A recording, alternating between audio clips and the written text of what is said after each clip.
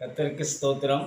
என் அன்பு சகோதர சகோதரிகளே, உங்கள் அனைவருக்கும் இந்த நேரத்தில் உங்களுக்கு என் நன்றியை தெரிவித்துக் கொள்கிறேன். இந்த நாளிலேயும் கூட ஒரு பாடல், தேவன் நமது அடைக்கலமும் பலனுமானார், ஆபத்து காலத்தில் கூட இருக்கும் துணையும் ஆனார்.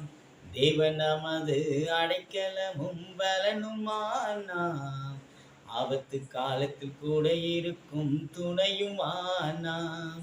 யுத்தங்களை தடுத்து ஓய பண்ணுகிறாய், யுத்தங்களை தடுத்து ஓய பண்ணுகிறான்.